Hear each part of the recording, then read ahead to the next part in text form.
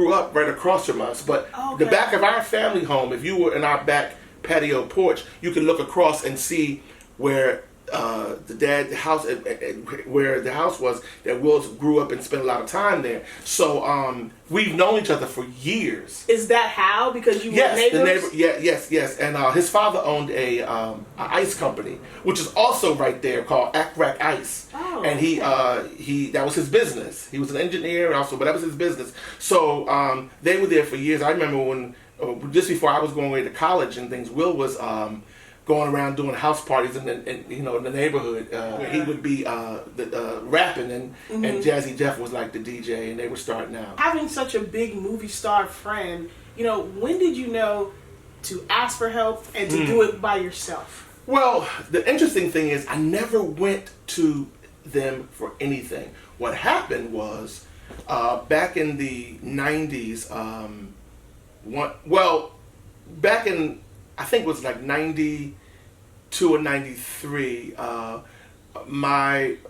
was giving my brother an anniversary party, and I lived on an area called Rittenhouse Square, which was downtown Philly, and I lived on the 10th or 12th floor, and on the roof that you could have parties. So I threw him a party, and so both Wills, Will and his first wife came, and because I always tell Trey, you were 4 months when I met you, really. And so they came, and actually it was the day that Whitney and Bobby got married, because I was invited to Whitney and Bobby's wedding through LaWanda Page. Nice. Because Sissy had invited LaWanda Page. So LaWanda said, well, I'm not going to be on the East Coast. You just go. I said, yes, I am. Then I saw it was the same day as my brother. I was like, I would drop this anniversary and go to this, but I didn't. So Will just came to the party instead of going to the wedding.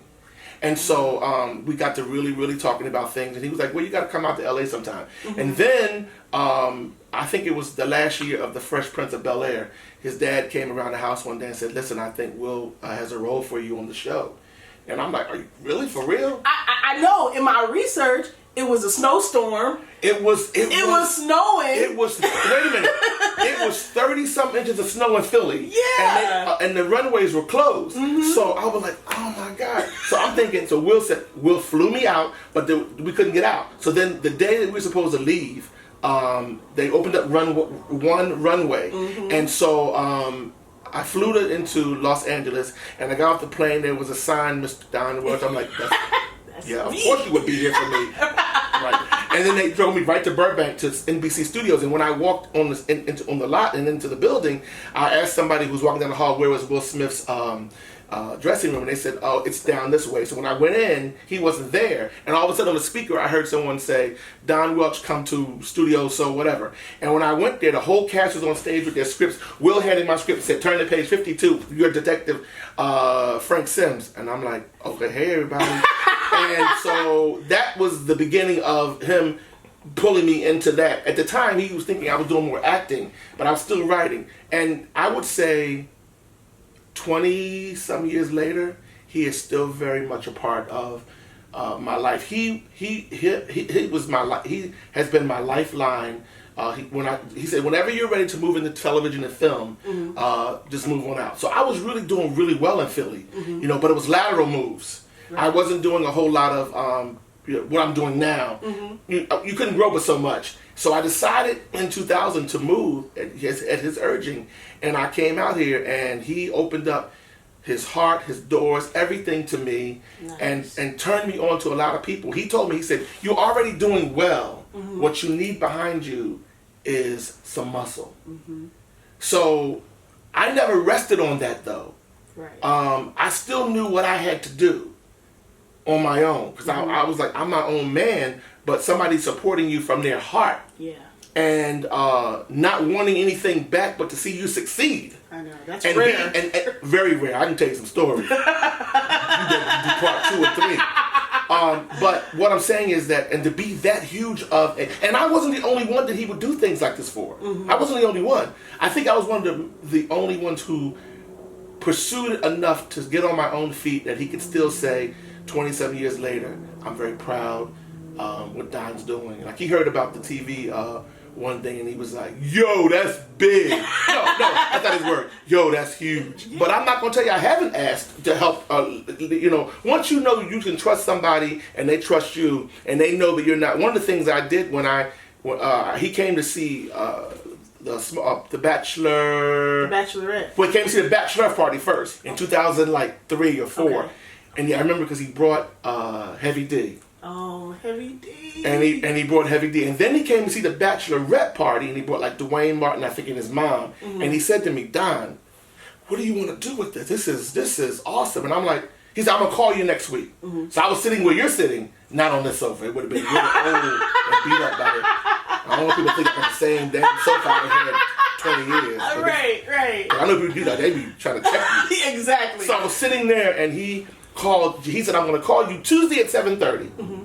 And Tuesday at 7:30 he called. And he started quoting lines from the play. He was like, "How did you write that from that woman's perspective? And you nailed it in there." And then we talked about all that. And then he said, "What do you want to do?" And I said, "I'd like for it to be a film. Mm-hmm. I'd like for it to tour." And he said, "Okay, let's talk about that." And he says, "What can I do to help you?" And I got quiet for a second, and I said, "Give me your name." And he got quiet on the line. I'm like, and he's like, "Okay." So why was it important for you to get his name? Well, because if it was going on tour, and I had his stamp of approval, yeah, it was not only going to open up more doors for me, mm-hmm. but it was going to make sure that we sold out and that my first time on tour did well. And so I was allowed to have Dawnn B Welch Productions in association with Will Smith Presents. Wow. The Bachelorette Party. And what did that do? What did that do for you? It opened up. I mean, it was crazy. It just started, and also around that same time as he bought the film rights to the Bachelorette Party, and so I thought, okay, well, shit, this is going. So this is and the lawyers got involved, and the contracts were all signed. And I did like 6 national interviews with every magazine and about him buying the rights and everything. And I was still new to that whole thing, so I didn't know how it worked really. So after about a year and a half, I'm like, "You made the movie. What's going on?" So I remember said, "Well, give it time. It's just a film." Yeah. And then one time we were somewhere, and I said, "Hey, Will," I said, "I haven't heard anything about the movie." He said, "Let me tell you what's going on." He said, "I saw the play. I think it's great." Mm-hmm. I guess in a way he was overruled by the other partners, mm-hmm. because they were doing huge blockbuster type films, mm-hmm. the big bang 'em up type thing. And this was a small, and they weren't doing that at the time. Mm-hmm. So, and I was thinking, well, shit, but you're Will Smith, but people have to understand, there's Will Smith, mm-hmm. and then there's Overbrook Entertainment. And even though you own it, it's 2 separate entities. Mm-hmm. And you have advisors, and you have people saying this is the direction, that we should be going in, and you hire those people to do that. So it took me a while to understand that it was nothing personal. Mm. Because he wanted me to make this film. Mm-hmm. He wanted it to happen at that time, and it just was not the right time. Mm-hmm. And I'll tell you how God works. Later on, when I got the deal for the Bachelor Party to make a film out of it, mm-hmm. I remember he wrote me something. I think I have it. He wrote me something and said how proud he was because I didn't take the fact that Overbrook didn't do it. I didn't just say I'm packing up and going home. Mm-hmm. I was like, okay, well, let's keep moving.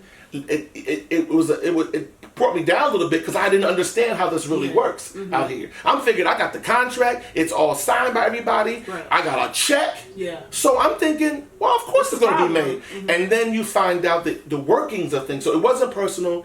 And he felt bad about it. Mm. And he still was like, whatever we can do. Jada too. Family, that's my family. Yeah. But Will has always been there. So then there were times when I was like, well, look, I need some help to do this one now. And he was always there, never a no in 20-some years. Wow. Until and I thank God I'm in a position that I can do things on my own. But when you have somebody that mm-hmm. that wants to see you succeed and win yeah. and make it, because they know you have this crazy talent, mm-hmm. but you need something behind you. If you find someone like his heart is so huge, like it is so, people have no clue. They wonder if he's like that in real life as he comes across. Yes. Yes. The Yes, answer he is yes. Well, you had your first, scene on The Fresh Prince. Will Smith. Oh, that was a disaster. Yeah. Too. He tells everybody that it took 35. Every time you see him and you ask him, he'll add more to the take. He said it took Dawnn like 35, 40 takes to get them 5 lines. But you got it. Yeah. But you got it. He never invited me back.